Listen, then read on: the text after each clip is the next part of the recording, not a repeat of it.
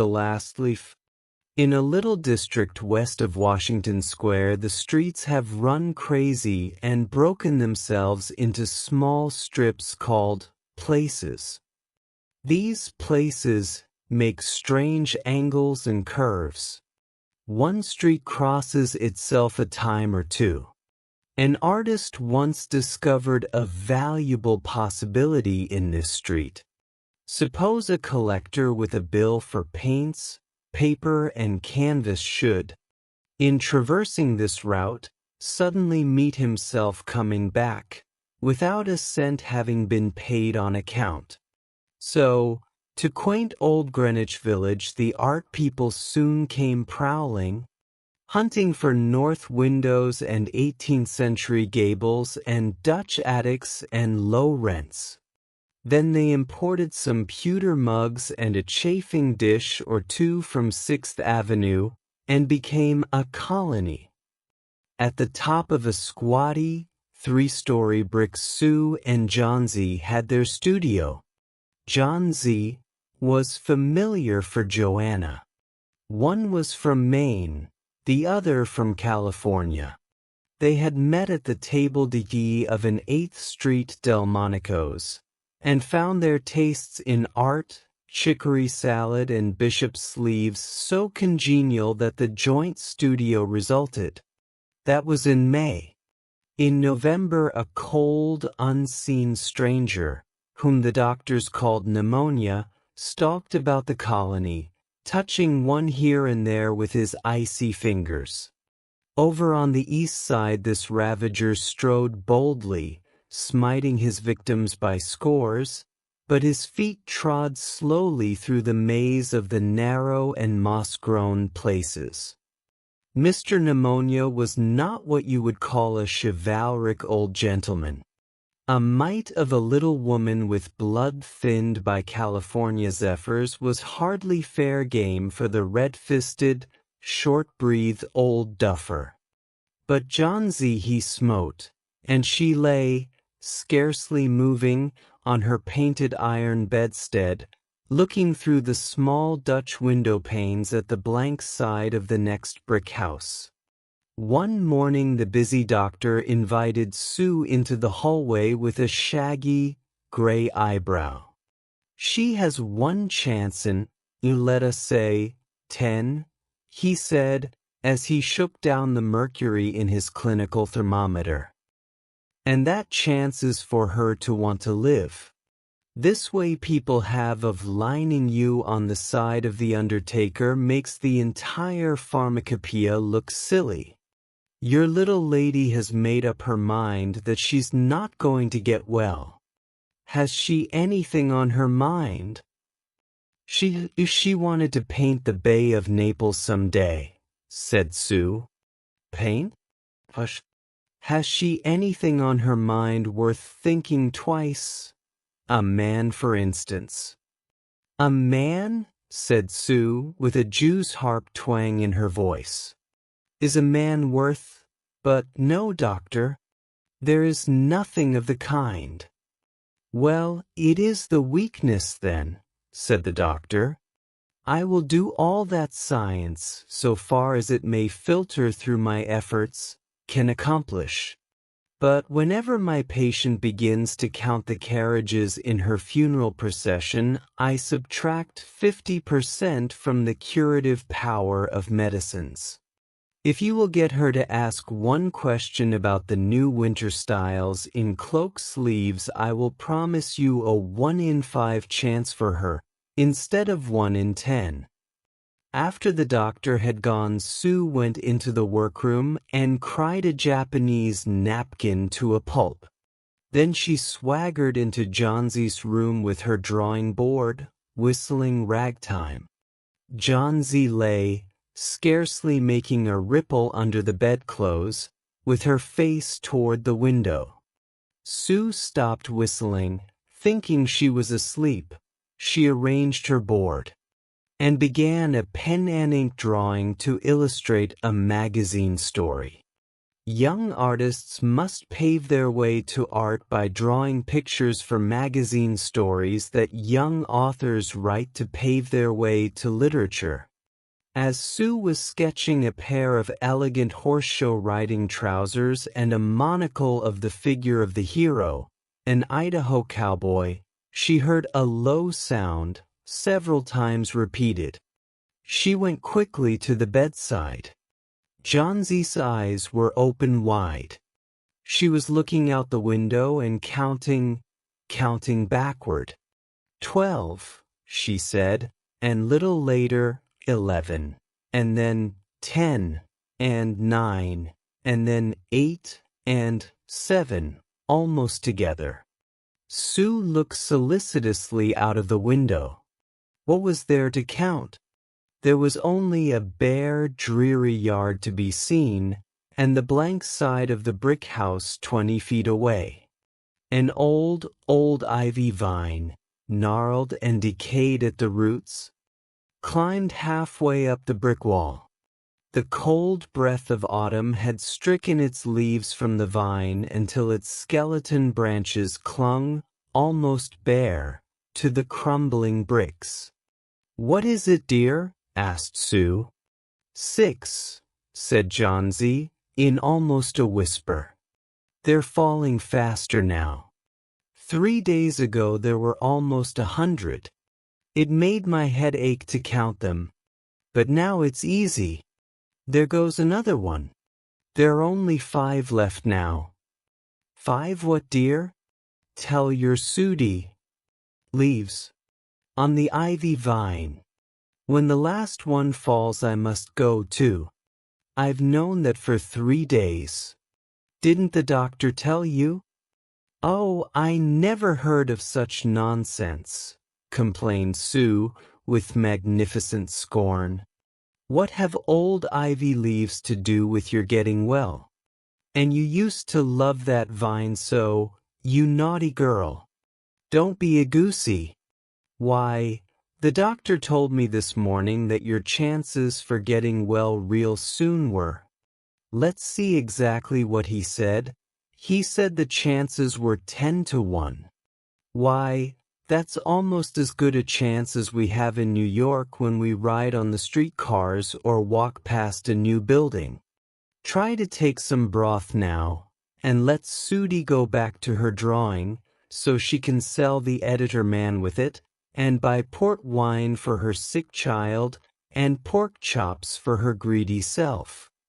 "You needn't get any more wine," said Johnsy, keeping her eyes fixed out the window.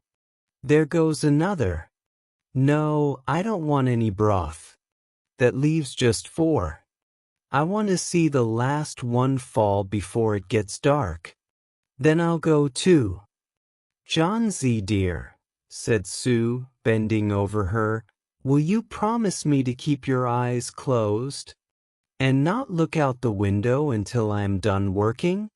I must hand those drawings in by tomorrow. I need the light or I would draw the shade down." "Couldn't you draw in the other room?" asked Johnsy coldly. "I'd rather be here by you," said Sue. "Beside, I don't want you to keep looking at those silly ivy leaves." "Tell me as soon as you have finished," said Johnsy, closing her eyes and lying white and still as a fallen statue, "because I want to see the last one fall. I'm tired of waiting. I'm tired of thinking. I want to turn loose my hold on everything and go sailing down, just like one of those poor, tired leaves." "Try to sleep," said Sue. "I must call Behrman up to be my model for the old hermit miner. I'll not be gone a minute. Don't try to move till I come back." Old Behrman was a painter who lived on the ground floor beneath them. He was past 60 and had a Michelangelo's Moses beard curling down from the head of a satyr along with the body of an imp. Behrman was a failure in art. 40 years he had wielded the brush without getting near enough to touch the hem of his mistress's robe. He had been always about to paint a masterpiece, but had never yet begun it. For several years he had painted nothing except now and then a daub in the line of commerce or advertising. He earned a little by serving as a model to those young artists in the colony who could not pay the price of a professional. He drank gin to excess and still talked of his coming masterpiece. For the rest, he was a fierce little old man who scoffed terribly at softness in anyone, and who regarded himself as a special mastiff in waiting to protect the two young artists in the studio above. Sue found Behrman smelling strongly of juniper berries in his dimly lighted den below. In one corner was a blank canvas on an easel that had been waiting there for 25 years to receive the first line of the masterpiece. She told him of Johnsy's fancy, and how she feared she would, indeed, light and fragile as a leaf herself, float away, when her slight hold upon the world grew weaker. Old Behrman, with his red eyes plainly streaming, shouted his contempt and derision for such idiotic imaginings. "Was," he cried, "is dear people in de world mit der foolishness to die because leaves they drop off from a confounded vine? I have not heard of such a thing. No, I will not pose as a model for your fool hermit dunderhead. Why do you allow that silly pusiness to come in der brain of her? Be, dat poor little Miss Jonesy.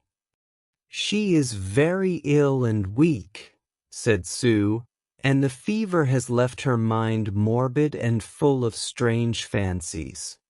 Very well, Mr. Behrman, if you do not care to pose for me, you needn't. But I think you are a horrid old flibberty-gibbet."